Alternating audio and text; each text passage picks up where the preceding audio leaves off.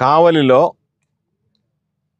2 సార్లు శాసనసభ్యుడిగా ఉన్నటువంటి వ్యక్తి రామిరెడ్డి ప్రతాప్ కుమార్ రెడ్డి గారు ఇప్పటికే అనేక రకాలైనటువంటి కేసులు నమోదు చేయడం, ఇటీవల ఒక 307 కేసు పెట్టడం, మరలా నిన్న ఎమ్మెల్యే గారి మీద హత్యా ప్రయత్నానికి ప్రతాప్ కుమార్ రెడ్డి గారు ప్లాన్ వేశారు అని చెప్పని ఆయన్ని ముద్దాయిగా ఎఫ్ఐఆర్లో చూపించడం జరిగింది. ఒకవేళ ఎమ్మెల్యే గారిని హత్య చేయాలనేటువంటి ఆలోచన ఉంటే ఎవరూ లేనటువంటి క్వారీ దగ్గరికి పోయి ఆయన ఏమి చేస్తే ఆయన మీద హత్యక పథకానికి ప్లాన్ చేసినట్టు అనేటువంటిది ఒకసారి ఆలోచన చేయాల్సినటువంటి అవసరం పోలీసుల మీద ఉంది. ఎందుకంటే దొంగతనం చేసినా, దొంగ మాటలు చెప్పినా అతికినట్టుగానే ఉండాలి. కనీసం నీ ఇంటి దగ్గరికి వచ్చి డ్రోన్ ఎగరేసారయ్యా హత్యా ప్రయత్నానికైనా అంటే అర్థం ఉంటుంది.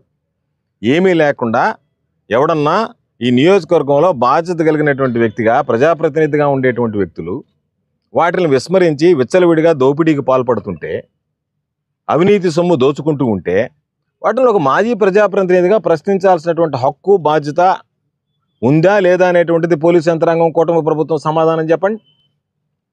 ఈరోజు అక్కడ అక్రమ మైనింగ్ జరుగుతుంది, ఇల్లీగల్ క్వారింగ్ చేస్తున్నారనేటువంటి సమాచారం ఉంది. దాని ప్రకారం ఎంత మీద ఇల్లీగల్ క్వారింగ్ జరుగుతుంది, ఏ విధంగా ఇల్లీగల్ క్వారింగ్ జరుగుతుంది, కాబట్టి దాని పూర్వాపరాలు ఎందుకు తెలుసుకోవాల్సినటువంటి దాంట్లో ఈ నియోజకవర్గానికి సంబంధించి ప్రతిపక్షంలో ఉన్నటువంటి వ్యక్తిగా అధికార పక్షం చేసేటువంటి తప్పులను ఎండగట్టడం అనేటువంటిది మా ప్రధానమైనటువంటి బాధ్యత. మీరు తప్పులు చేశారు, మిమ్మల్ని గెలిపించారు ప్రజలు, ఇది మీరు తప్పులు చేస్తున్నారని చెప్పి ప్రశ్నించేటువంటి హక్కు, అధికారం, బాధ్యత, ఆ విధంగా వ్యవహరించాల్సినటువంటి అవసరం ప్రతిపక్షం మీద ఉంటుంది. ఆ పరిస్థితుల్లో ఎక్కడన్నా అవినీతి జరిగితే ఒక్క ఈ ఎమ్మెల్యే మైనే కాదు, ఎక్కడ ఎవరు అవినీతికి పాల్పడ్డా ఈరోజు ఇసుక దోసుకుంటున్నారు, బూడిద దోసుకుంటున్నారు, మట్టి దోసుకుంటున్నారు, గ్రావెల్ దోసుకుంటున్నారు, క్వారింగ్లు చేస్తున్నారు, ఇంకా రకరకాలైనటువంటివన్నీ చేస్తున్నారు. ఆ చేసేటప్పుడు మిమ్మల్ని, మీరు చేసేటువంటి తప్పులు ప్రజలకు ఎత్తి చూపించడం మీరు చేస్తున్నారు. ప్రజలు మిమ్మల్ని ఏదైతే నమ్మకంతో, విశ్వాసంతో ప్రజలకు సేవ చేస్తారని మిమ్మల్ని గెలిపించారో దానికి భిన్నంగా మీరు వ్యవహరిస్తున్నారు అనేటువంటి దాన్ని ప్రజలకు తెలియజెప్పాల్సినటువంటి బాధ్యత ప్రతిపక్షం మీద ఉంటుంది. కాబట్టి ఆ బాధ్యత నిర్వర్తించడంలో భాగంగా మీ క్వారీ దగ్గర ఏమేమి జరుగుతున్నాయి అనేటువంటి దాన్ని చూశారు. ఈ నియోజకవర్గానికి సంబంధించి ఎటువంటి వ్యక్తులు మీరు శాసనసభ్యులుగా, ఎటువంటి ప్రభుత్వాన్ని మీరు ఎంపిక చేసుకున్నారు, ఆ ప్రభుత్వం మీకు అభివృద్ధి సంక్షేమ కార్యక్రమాలను పక్కన పెట్టి ఇస్తారనేటువంటి పెట్టి డైవర్షన్ పాలిటిక్స్ కోసం ఏ విధంగా తాను చేసినటువంటి తప్పుల్ని కప్పిపుచ్చుకునేదానికి, తాము చేసినటువంటి మోసాలని ఈరోజు బయటపడకుండా ఉండేదానికి డైవర్షన్ పాలిటిక్స్ అంటే చంద్రబాబు నాయుడు ఇచ్చాడు ఇవ్వలేదని కాకుండా ఈరోజు ఏం చేస్తారా కావలి సెంటర్లో ఈరోజు రామిరెడ్డి ప్రతాప్ కుమార్ రెడ్డి మీద కేసు పెట్టారు. దాని మీద డిస్కషన్ తప్ప ఒరే చంద్రబాబు నాయుడు ఇస్తానన్నాడే మోసం చేశాడు అనేటువంటి దాని మీద ఆ డిస్కషన్ రాకుండా ఉండాలంటే ఆయన తీసుకొచ్చి రెడ్ బుక్ అని చెప్పి పెట్టాడు. 800 కోట్ల రూపాయల మనీ స్కామ్ అని చెప్తున్నారు. ఆ సుబానీ మనీ స్కామ్ అనేటువంటిది 800 కోట్ల రూపాయలతో కూడుకున్నటువంటి స్కామ్ అని చెప్తున్నారు. అటువంటి మనీ స్కామ్ జరిగితే దాని గురించి మాట్లాడకూడదా? మాట్లాడితే ఎమ్మెల్యే ఉంటాడు కాబట్టి మాట్లాడతాడు కాబట్టి మేము కేసు కడితే ఎమ్మెల్యే ఉండడు అని చెప్పిన ఆలోచన ఎన్ని రోజులు ఆపుతారు మీరు?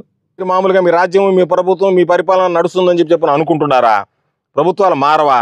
ఏ ప్రభుత్వం శాశ్వతం కాదనేటువంటి విషయం మీకు తెలియదా? మా మీద మేము చేసేటువంటి అవినీతిని మీరు ప్రశ్నిస్తే మీ నోళ్లు మూయించడానికి మేము పోలీసులు కేసులు పెడతామని చెప్పి మీరు చెప్పదలుచుకున్నారా ఈ సమాజానికి అనే దానికి చెప్పండి.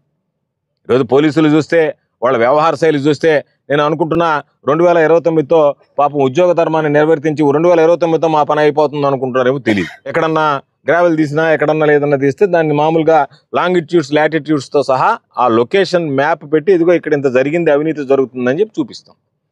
కాబట్టి మా మీద మేము చేసేటువంటి అవినీతిని మీరు ప్రశ్నిస్తే మీ నోళ్లు మూయించడానికి మేము పోలీసులు కేసులు పెడతామని చెప్పి మీరు చెప్పదలుచుకున్నారా ఈ సమాజానికి అనే దానికి చెప్పండి. మరీ నెల్లూరు జిల్లాకు సంబంధించి ఈ నెల్లూరు జిల్లాలో ఉండేటువంటి ఎస్పీ కృష్ణకాంత్ వచ్చిన తర్వాత నిద్ర లేచి పేపర్ చూడాలంటే భయం వేస్తుంది. ఎవడు చచ్చిపోయాడా, ఎవడిని హత్య చేశారా, ఎవరి మీద దాడి చేశారా, ఎవరు మానభంగం అయ్యారా, లా అండ్ ఆర్డర్ మెయింటైన్ చేయడంలో నిల్లు, అబద్ధపు కేసులు పెట్టడంలో ఫుల్లు.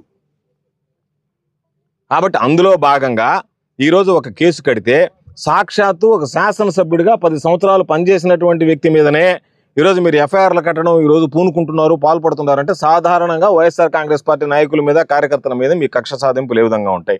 వాళ్ళని తీసుకువెళ్ళడం, కుటుంబ సభ్యులను తీసుకువెళ్ళడం, వాళ్ళని వేధించడం, బాధించడం, కొట్టడం, దూషించడం, రకరకాలైనటువంటివి. కాబట్టి ఎప్పుడు చూడలేదు ఇటువంటివి. కొత్త కొత్తని నేర్పిస్తున్నారు మీరు.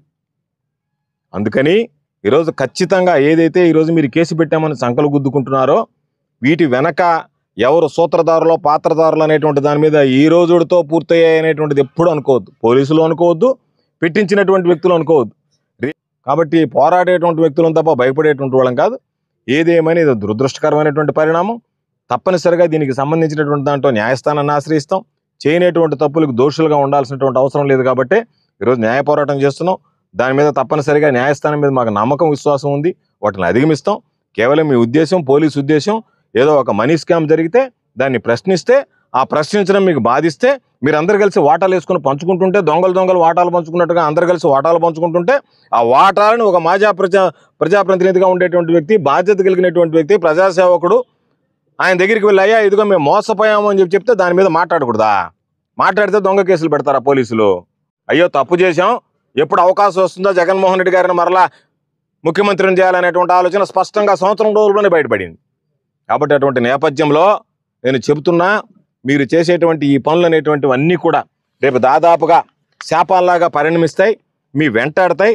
కాబట్టి వీటిల్లో ఎక్కడా కూడా అటువంటి పనులు చేయొద్దు అని చెప్పి చెప్పునని చెబుతున్నాం.